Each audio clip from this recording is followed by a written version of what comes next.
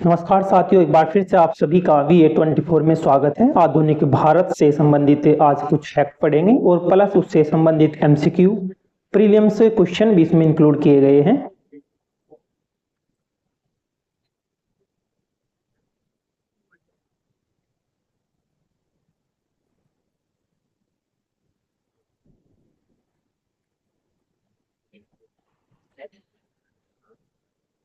आधुनिक भारत का इतिहास से संबंधित आज हम पढ़ेंगे यूरोपीय कंपनियों का आगमन कैसे हुआ, कब हुआ, और फिर पढ़ेंगे ईस्ट इंडिया कंपनी और बंगाल के नवाब के बारे में, और फिर क्षेत्रीय राज्य और पंजाब और मशहूर और गवर्नर जनरल, वायसराय, और फिर पढ़ेंगे ब्रिटिश शासन का भारतीय अर्थव्यवस्था पर क्या प्रभाव पड़ा।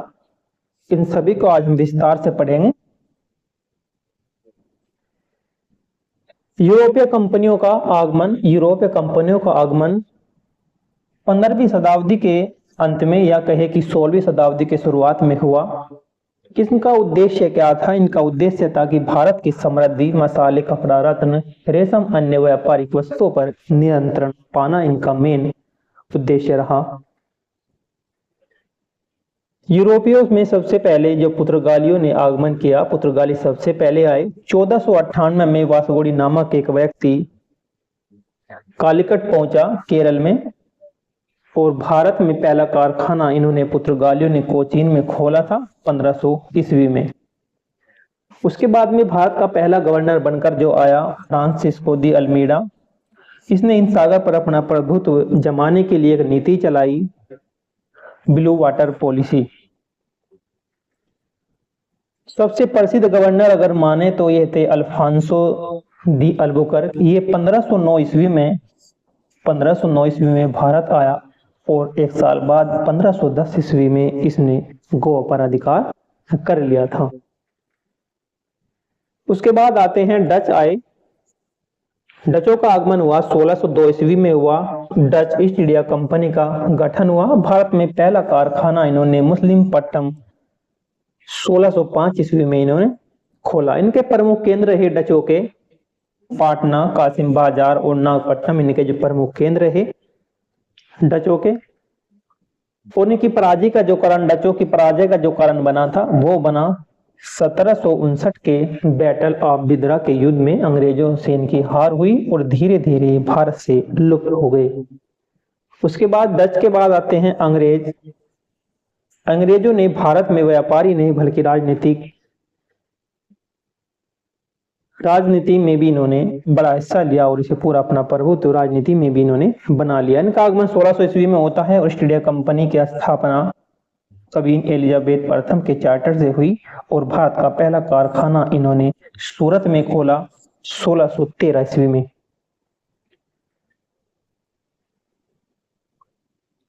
1615 ईस्वी में सर थॉमस रो ने जहांगीर से अनुमति ले ली व्यापार करने की, और उसके बाद जब अनुमति ले ली, इन्होंने प्रमुख केंद्र बनाई, मद्रास में बनाया, बॉम्बे और कलकत्ता में इन्होंने अपने प्रमुख केंद्र बनाए व्यापार के।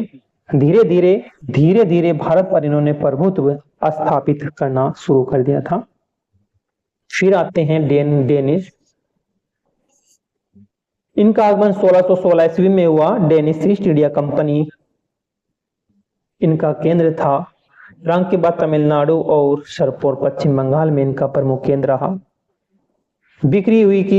बिक्री से मतलब है कि 1845 ईस्वी में डेनमार्क ने जो अपनी बस्तियां बसाई थी, वो अंग्रेजों को बेच दी थी 1815 ईस्वी में। उसके बाद आते हैं फ्रांसीसी आए, और फ्रांसीसी का जो आगमन है वो 1664 ईस्वी में हुआ।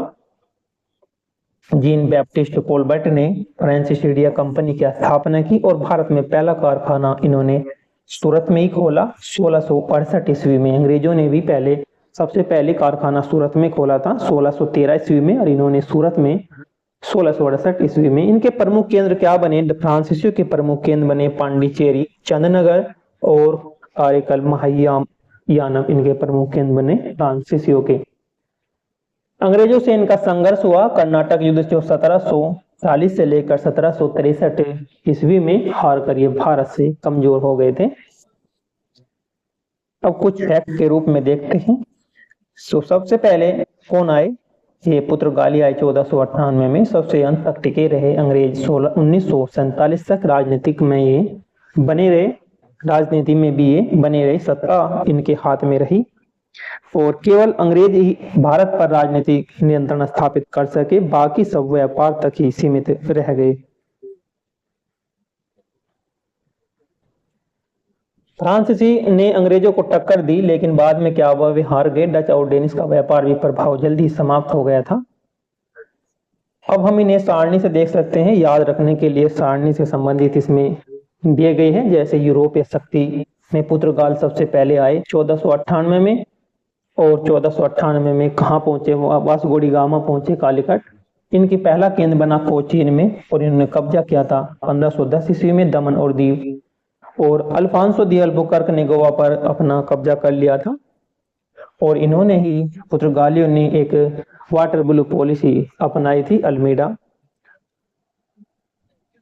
और गोवा और दमन दीव को तो अब तक इन पर अधिकार था, यानी कि इन्हें मुक्त कराया था इनसे 1961 ईस्वी में। ये सारणी दी गई है, ये पीडीएफ के माध्यम से आप तक पहुंच जाएगी, तो इसमें आप एक बार रिवीजन कर सकते हैं।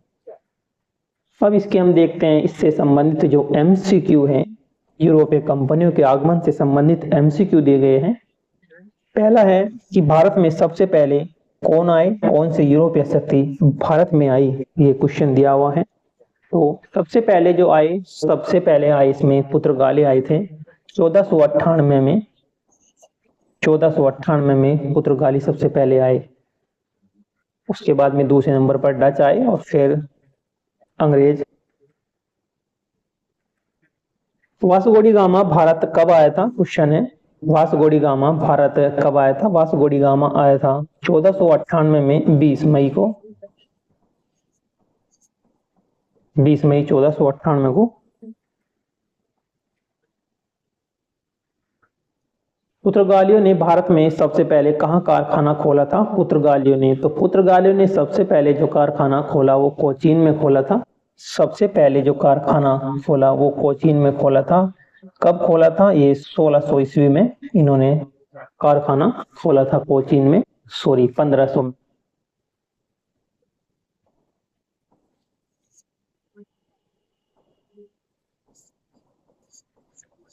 ईस्वी में सबसे पहले इन्होंने कोचीन में पहला पुर्तगाली कारखाना खोला गया था। गोवा पर पुर्तगालियों ने कब अधिकार कर लिया था? गोवा पर पुर्तगालियों ने जो अधिकार कर लिया था वो 1510 ईस्वी में इन्होंने अधिकार कर लिया था गोवा में।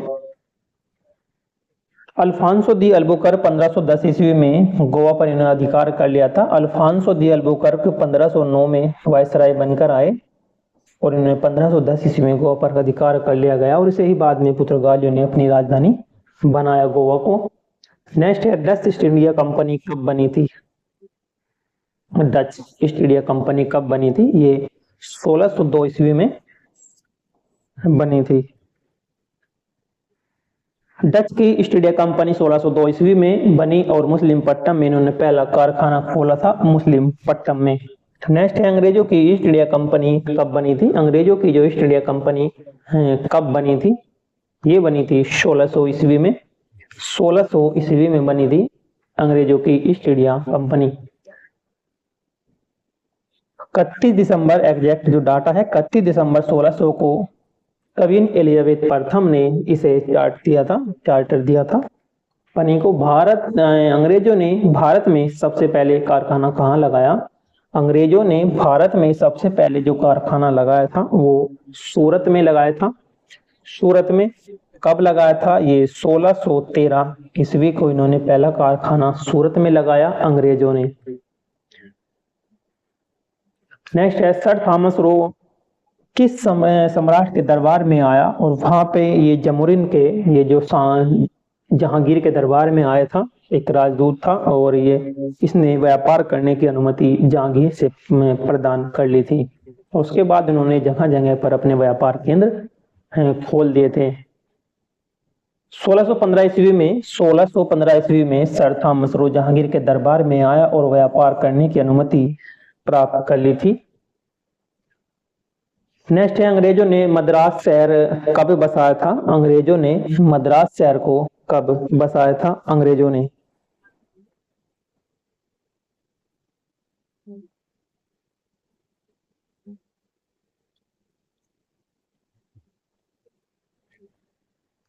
अंग्रेजों ने मद्रास शहर को जो बसाया था 1639 ईस्वी में, 1639 ईस्वी में अंग्रेजों ने मद्रास शहर को बसाया था।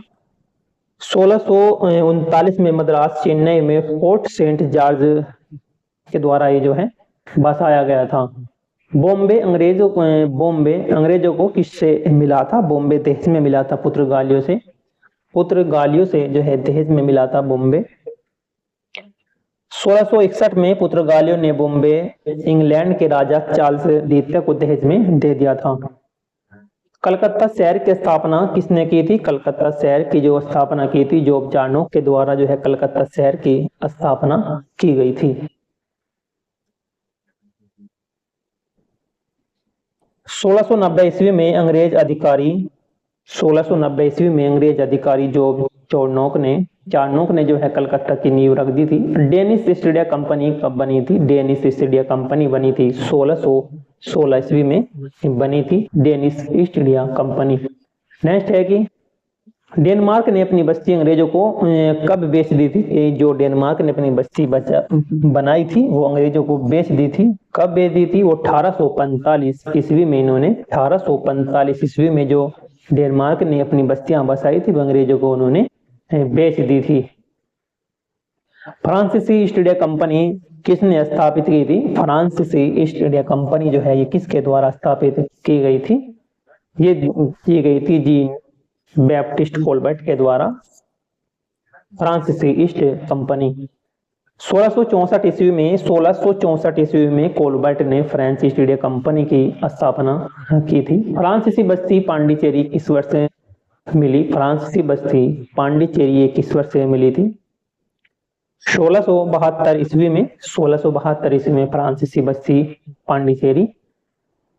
फ्रांसीसियों ने 1672 में पांडिचेरी पर कब्जा किया और जो आगे चलकर उनकी राजधानी भी बनी। 1672 ईस्वी में फ्रांसीसियों ने इस पे कब्जा कर लिया था पांडिचेरी पर। नेक्स्ट है कि फ्रांसीसी और अंग्रेजों के बीच प्रमुख संघर्ष किस नाम से जाने जाते हैं? फ्रांसीसी और अंग्रेजों के बीच प्रमुख जो संघर्ष जाने जाते हैं वो किस नाम से जाने जाते हैं? कर्नाटक का युद्ध हुआ।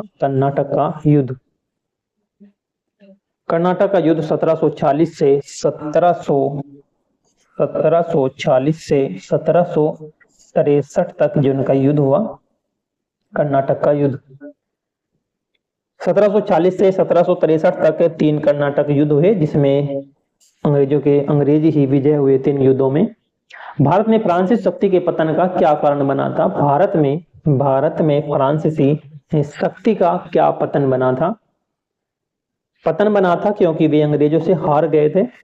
कर्नाटक युद्ध में पराजय के कारण फ्रांसीसी भारत में अस्थायी शक्ति नहीं बन सके और धीरे धीरे इनका वर्चस्व समाप्त हुआ और वे इनकी शक्तियां डचों का भारत में अंतिम प्रभाव कब समाप्त हुआ? डचों का भारत में अंतिम प्रभाव कब समाप्त हुआ था? ये हुआ 1759 ईस्वी में डचों का भारत में प्रभाव समाप्त हुआ। किस युद्ध में हुआ था? बिदरा युद्ध में जो है डचों की हार हुई और उसके बाद इनका प्रभाव समाप्त हो गया था 1759 ईस्वी में डचों का। पुर्तगालियों की भारत में अंतिम जो बस्ती कौन सी थी? पुर्तगालियों की भारत में जो अंतिम बस्ती थी वह थी गोवा, दमन द्वीप यानी कि उपयुक्त सभी थी गोवा की। यहाँ से जो है इन्हें 1961 में भारतीय सेना के द्वारा यहाँ से जो है इनका कब्जा हटाया गया। 1961 में भारत ने इस क्षेत्र को मुक्त कराया। यूरोपीय शक्ति में सबसे अंत तक कौन सी भारत में टिकी रही? तो ये अंग्रेज टिके रहे। यूरोपीय शक्तियों में अंग्रेज टिके रहे, 1947 तक टिके रहे। अंग्रेज ने न केवल व्यापार किया बल्कि राजनीतिक प्रभुत्व भी जमा के रखा और भारत पर इन्होंने शासन किया। उसके बाद देखते हैं हम ईस्ट इंडिया कंपनी और बंगाल के नवाब के बारे में डिटेल से देखते हैं कि ईस्ट इंडिया कंपनी और बंगाल के नवाब कौन कौन थे। ईस्ट इंडिया कंपनी का आगमन कब हुआ? ईस्ट इंडिया कंपनी का जो आगमन हुआ था वो हुआ 1600 ईस्वी में। ब्रिटेन की ईस्ट इंडिया कंपनी को रानी एलिजाबेथ द्वारा चार्टर मिला था। 1608 ईस्वी में कंपनी का पहला जहाज सूरत पहुंचा। 1608 ईस्वी में इन्होंने पहला कारखाना जो खोल दिया, वो 1613 ईस्वी में इन्होंने पहला कारखाना स्थापित कर दिया गया। और धीरे धीरे कंपनी ने व्यापार से राजनीतिक हस्तक्षेप करना भी शुरू कर दिया गया था। बंगाल की समृद्धि। बंगाल 18वीं सदी में बंगाल जो 18वीं सदी में भारत का सबसे समृद्ध प्रांत था। यहाँ से रेशम, मखमल, नीला, मसाले, चावल आदि का व्यापार यहाँ से होता था बंगाल से। कंपनी के लिए बंगाल पर नियंत्रण सबसे बड़ा लक्ष्य बन गया था, क्योंकि बंगाल पर नियंत्रण करने से मतलब था कि वहां से समृद्धि और भारी मात्रा में इन्हें धन मिलने की आशंका थी। तो बंगाल के प्रमुख नवाब कौन कौन थे? बंगाल के प्रमुख नवाब जिन पर कंपनी का धीरे धीरे प्रभुत्व हो गया और वहां पर उन्होंने अपना पूर्ण अधिकार जमा लिया था। तो बंगाल के प्रमुख नवाब थे मुर्शिद कुली खां। मुर्शिद कुली खां इनके पहले नवाब थे। इनका कार्यकाल 1717 से लेकर 1727 तक इनका कार्यकाल रहा, लगभग 10 वर्ष इनका कार्यकाल रहा। और बंगाल का पहला वास्तविक नवाब भी नहीं माना जाता है। और राजनीतिक जो राजधानी थी इनकी मुर्शिदाबाद, इन्होंने अपनी राजधानी बनाई थी बंगाल की। और कंपनी को सख्ती से नियंत्रित किया। जो कंपनी आई व्यापार करने के लिए, तो इन्होंने जो है कंपनी को सख्ती से जो है नियंत्रित किया था। उसके बाद आते हैं अलीवर्दी खां। इनका कार्यकाल जो रहा 1740 से 1756 तक का इनका कार्यकाल रहा। मराठों के आक्रमण से बंगाल को इन्होंने बचाए रखा और कंपनी को व्यापार की छूट नहीं दी। इन्होंने कंपनी को व्यापार की छूट नहीं दी। उसके बाद आते हैं सिराजुद्दौला। सिराजुद्दौला इनका कार्यकाल मात्र 1 वर्ष का ही रहा। 1756 से 1757 तक का कार्यकाल रहा। इनका मात्र 1 साल का ही कार्यकाल रहा। ये अंतिम स्वतंत्र नवाब थे। इनके बाद जो नवाब बने वे कठपुतली तौर पर बने, लेकिन ये जो थे अंतिम स्वतंत्र नवाब थे। कंपनी को किलेबंदी से भी रोका। कंपनी जो किलाबंदी करना चाहती थी उससे भी इन्होंने रोका। और 1757 का प्लासी का युद्ध सिराजू की हार हुई और बंगाल पर कंपनी के अधिकार की शुरुआत हो गई थी प्लासी के युद्ध से। इस युद्ध का कारण क्या था? इस युद्ध का कंपनी की राजनीतिक महत्वाकांक्षा थी कि राजनीतिक महत्वाकांक्षा कंपनी की रही। सिराज की कठोर नीति से भी ये युद्ध प्लासी का युद्ध हुआ। और मीर कासिम, मीर जाफर, जगत सेठ और राज बल्लभ का विश्वासघात हुआ इस युद्ध में, जिस वजह से सिराजुद्दौला की जो है इसमें हार हुई थी। परिणाम हुआ कि सिराजुद्दौला की हत्या हो गई थी इस युद्ध में। सिराजुद्दौला की हत्या कर दी गई थी और मीर जाफर नवाब बना। विश्वासघात करके मीर जाफर जो नवाब बना और कठपुतली शासक था। मात्र कठपुतली शासक था, नियंत्रण जो था वास्तविक वो कंपनी के ही हाथों में था। उसके बाद होता है बक्सर का युद्ध। बक्सर का युद्ध 1764 ईस्वी में बक्सर का युद्ध हुआ। प्रतिद्वंदी कौन थे? प्रतिद्वंदी कंपनी बनाम मीर कासिम। मीर कासिम कौन थे? पूर्व बंगाल के नवाब थे। शुजाउद्दौला अवध के और शाह आलम द्वितीय मुगल सम्राट थे। इन्होंने तीनों ने मिलकर अंग्रेजों के यानी कि कंपनी के साथ जो है युद्ध किया और कंपनी की वहां पे विजय हुई। 1765 में एक संधि हुई, इलाहाबाद की संधि। इस इलाहाबाद की संधि से ही कंपनी को जो है बंगाल, बिहार, उड़ीसा की दीवानी राजस्व वसूली करने का अधिकार मिल गया था। और वास्तविक सत्ता कंपनी के हाथों में नवाब नाम मात्र के ही शासक रह गए थे इस संधि के बाद। महत्व बंगाल से कंपनी को अपार धन मिला और भारत में अंग्रेजी शासन की नींव यहाँ से पड़ी और अंग्रेजों की सत्ता समाप्त हो गई। कंपनी सर्वोच्च शक्ति बन गई और भारत इतिहास में यह मोड़ अंग्रेजी साम्राज्य की शुरुआत यहाँ से ही माना गया। अब देखते हैं ईस्ट इंडिया कंपनी और बंगाल के नवाब से संबंधित एमसीक्यू दिए गए हैं। भारत में ईस्ट इंडिया कंपनी का पहला कारखाना कहाँ खोला गया? भारत में ईस्ट इंडिया कंपनी का पहला कारखाना कहाँ खोला गया? ये खोला गया था सूरत में खोला गया था। कब खोला गया था? ये खोला गया था 1613 ईस्वी में खोला गया था। इनका पहला जहाज 1608 ईस्वी में आया और 1613 ईस्वी में इन्होंने पहला कारखाना खोला था। सूरत पश्चिम में, सूरत जो है पश्चिमी तट का एक बंदरगाह था और पुर्तगाली डच पहले से ही यहाँ पर जो है सक्रिय थे और कंपनी का पहला ठिकाना बना था सूरत। नेक्स्ट है बंगाल का पहला वास्तविक नवाब कौन था। बंगाल का पहला वास्तविक जो नवाब था उनका नाम था मुर्शिद कुली खां। इनका जो कार्यकाल रहा है इनका 1717 से 1717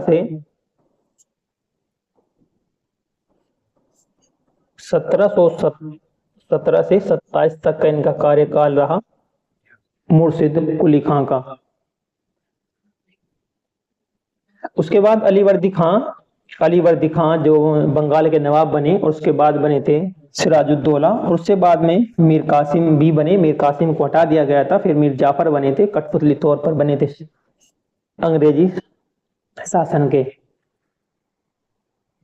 तो मुर्शिद कुली खां का जो शासन काल रहा 1717 से 1727 तक का रहा। राजधानी मुर्शिदाबाद इन्होंने बनाई और स्वतंत्र भारत की तरह इन्होंने कार्य किया था इन शासक ने, और कंपनी को भी नियंत्रित इन्होंने रखा अपने राज में। फिर नेक्स्ट है किस नवाब ने मराठों के आक्रमण से बंगाल को बचाए रखा। तो किस नवाब ने मराठों के आक्रमण से बचाए रखा, तो ये रखा अलीवर्दी खां के द्वारा। अलीवर्दी खां नवाब के द्वारा मराठों के आक्रमण से बंगाल को इन्होंने बचाए रखा। इनका शासन काल रहा 1740 से 1756 तक इनका शासन काल रहा, और मराठों के आक्रमण को भी रोका और कंपनी पर कठोर नीति इन्होंने लागू कर रखी थी और बंगाल को रखा गया इन्होंने। उसके बाद आता है प्लासी का युद्ध कब हुआ। प्लासी का युद्ध हुआ था 1757 में सिराजुद्दौला और अंग्रेजों के बीच हुआ था। 1757 में युद्ध हुआ। एग्जैक्ट डाटा देखें तो 23 जून 1757 को युद्ध हुआ था सिराजुद्दौला बनाम कंपनी, और मीर जाफर का इसमें जो है विश्वासघात हुआ और बंगाल कंपनी के अधीन चला गया था। इसमें प्लासी के युद्ध में किसने विश्वासघात किया था। प्लासी के युद्ध जो 1757 में हुआ था इसमें किसके द्वारा विश्वासघात किया गया था, जिस वजह से सिराजुद्दौला की हार हुई थी। तो इसमें जो विश्वासघात किया था मीर कासिम ने विश्वासघात किया, जगत सेठ ने किया, और मीर जाफर के द्वारा भी विश्वासघात किया गया था। इन सभी के द्वारा विश्वासघात किया गया था। इसी वजह से जो है युद्ध में हार हुई सिराजुद्दौला की, और सिराजुद्दौला इस युद्ध में मारा गया था। सिराजुद्दौला के बाद बंगाल का नवाब कौन बना था। सिराजुद्दौला के बाद जो बंगाल का नवाब बना था तो ये बना था मीर जाफर। सबसे पहले मीर कासिम बना, मीर कासिम को कंपनी ने हटा दिया और उसके बाद मीर जाफर बना था। 1757 के बाद नवाब बना था मीर जाफर, और अंग्रेजों का ये कठपुतली मात्र शासक था। अंग्रेजों को आर्थिक लाभ भी इसने दिया मीर जाफर ने, और असली शक्ति जो थी ये कंपनी के ही पास असली शक्ति थी।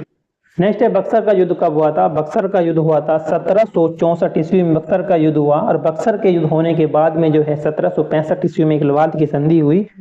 वहां से जो है अंग्रेजों को पूर्ण अधिकार मिल गया था।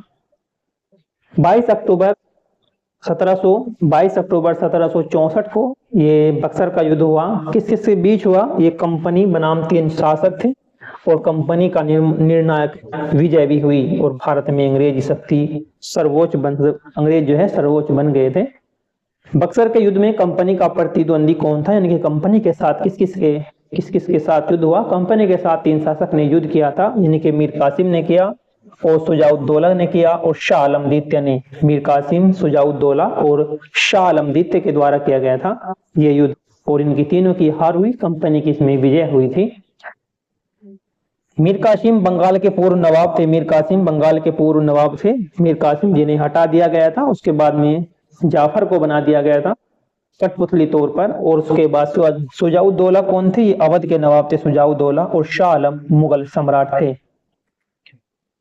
इलाहाबाद की संधि कब हुई थी। इलाहाबाद की संधि 1765 ईस्वी में इलाहाबाद की संधि की गई थी। जो प्लासी का युद्ध हुआ था, बक्सर का 1764 में हुआ था। युद्ध के बाद एक संधि हुई थी, और वह संधि थी इलाहाबाद की संधि कहलाई 1765 ईस्वी में। बक्सर का युद्ध कंपनी और शाह आलम द्वितीय के बीच हुआ। बंगाल, बिहार, उड़ीसा की जो दीवानी मिली ने, और कंपनी आर्थिक रूप से मजबूत हो गई थी इस संधि के बाद। बंगाल की दीवानी कंपनी को किस संधि से मिली थी? तो बंगाल की दीवानी कंपनी को जो मिली थी वो इलाहाबाद की संधि से मिली थी। इलाहाबाद की संधि जो 1765 में हुई, इलाहाबाद की संधि 1765 ईस्वी में इलाहाबाद की संधि हुई थी। इससे बंगाल की जो दीवानी कंपनी को मिल गई थी। 1765 में ये समझौता हुआ था। शाह आलम द्वितीय ने अधिकार दे दिया था। शाह आलम द्वितीय ने अधिकार दे दिया था। कंपनी को राष्ट्र वसूली का अधिकार था ये, और नवाब नाम मात्र के रह गए थे। इस संधि के बाद में सब शक्तियां जो है एक कंपनी के पास चली गई थी। बंगाल का अंतिम स्वतंत्र नवाब कौन था? बंगाल का अंतिम स्वतंत्र नवाब की बात करें तो वे था सिराजुद्दौला। उसके बाद में जो बने नवाब बने, जो उसके बाद में शासक बना मीर जाफर, मात्र कठपुतली शासक था। लेकिन स्वतंत्रता के हिसाब से देखे स्वतंत्र नवाब तो वो सिराजुद्दौला था, जो मारा गया था प्लासी के युद्ध में 1757 में ये मारा गया था। शासनकाल राज सिराजुद्दौला का शासनकाल 1756 से 1757 तक मात्र 1 साल का ही शासन रहा। अंग्रेजों की किलाबंदी भी इन्होंने रोक दी थी और कंपनी से टकराव इनका हुआ और प्लासी के युद्ध में इनकी हार हुई और यहीं से इनकी मृत्यु हो गई थी। मीर कासिम को अंग्रेजों ने क्यों हटाया था? मीर कासिम को बनाया था उन्होंने, उसके बाद में से क्यों हटाया था? हटाया था क्योंकि कर वसूली पर विवाद था, इसलिए उन्होंने हटा दिया था। कंपनी को कर छूट से रोकता था और रोका और व्यापारियों पर समान कर लगाया। कंपनी से टकराव बढ़ा और अंग्रेजों ने उसे हटाकर जाफर को बिठा दिया था। किस युद्ध में भारत में अंग्रेजी सत्ता की नींव डाली गई थी? किस युद्ध में भारत में अंग्रेजी सत्ता की नींव डाल दी थी? वो था प्लासी का युद्ध। प्लासी का युद्ध ने भारत में अंग्रेजी सत्ता की जो है नींव डाल दी थी। प्लासी के युद्ध में जो 1757 में हुआ था,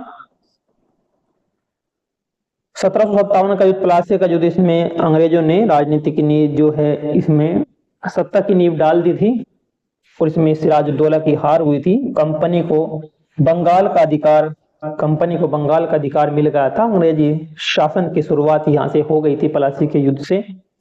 किस युद्ध ने अंग्रेजों को भारत में सर्वोच्च शक्ति संपन्न बना दिया था? वो था बक्सर का युद्ध। बक्सर का युद्ध के बाद 1764 ईस्वी में जो है भारत में सर्वोच्च शक्ति बन गए थे। 1765 में इलाहाबाद की संधि हुई और वहां से इन्होंने बस संपूर्ण अधिकार कर लिया था। नेक्स्ट है, प्लासी के युद्ध का मुख्य कारण क्या बना था? प्लासी का युद्ध जो 1757 में हुआ था, इसका मुख्य कारण क्या बना था? व्यापारिक लाभ, राजनीतिक महत्वाकांक्षा और सिराज की कठोर नीति। व्यापारिक लाभ के कारण भी ये युद्ध हुआ, राजनीतिक महत्वाकांक्षा भी अंग्रेजों की थी और सिराजुद्दौला की कठोर नीति से भी ये युद्ध का कारण बना। उपयुक्त तीनों ही ये थे कि इस युद्ध का कारण बने।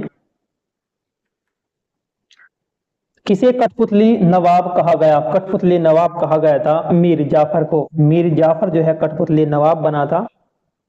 सिराजुद्दौला की मृत्यु के बाद प्लासी के युद्ध में अंग्रेजों ने मीर जाफर को नवाब बनाया था, मात्र कठपुतली नवाब के नाम से नहीं जाना गया जाफर को। कंपनी को दीवानी अधिकार किसने दिया था? कंपनी को दीवानी अधिकार किसके द्वारा ये दिया गया था? शाह आलम द्वितीय के द्वारा दिया गया था। इलाहाबाद की संधि 1765 ईस्वी में हुई थी। संधि में मुगल सम्राट शाह आलम द्वितीय ने इन्हें दीवानी अधिकार दे दिया था और कंपनी को राष्ट्र वसूली हुई और बंगाल, बिहार, उड़ीसा की दीवानी ने मिल गई थी। कंपनी को बंगाल का राष्ट्र संग्रहण करने का अधिकार किस वर्ष मिला था? तो राष्ट्र संग्रहण का अधिकार किस वर्ष मिला था कंपनी को? 1765 में इलाहाबाद की संधि के 1765 ईस्वी में इलाहाबाद की संधि के से मिला था। किस युद्ध के बाद कंपनी की सत्ता निर्णायक रूप से स्थापित हुई थी? किस युद्ध के बाद कंपनी की जो सत्ता है निर्णायक रूप से ये स्थापित हो गई थी? बक्सर का युद्ध हुआ था। बक्सर का युद्ध 1764 में बक्सर के युद्ध से कंपनी बनाम 3 शक्तियों का युद्ध हुआ था। अंग्रेजों की निर्णायक विजय हुई और सत्ता का आधार मजबूत हो गया था। भारत में अंग्रेजी साम्राज्य की शुरुआत किस घटना से मानी जाती है? भारत में अंग्रेजी साम्राज्य की जो शुरुआत है किस घटना के द्वारा मानी जाती है? ये 1757 का जो प्लासी का युद्ध हुआ था, भारत में अंग्रेजी साम्राज्य की शुरुआत यहां से ही हो गई थी 1757 से, जब इन्होंने सीधे तौर पर इन्होंने अपना अधिकार कर लिया था बंगाल पर। 1757 प्लासी का जो प्लासी सिराजुद्दौला की हार हुई थी और कंपनी का बंगाल पर नियंत्रण हुआ और अंग्रेजों को अपार धन यहाँ से मिला और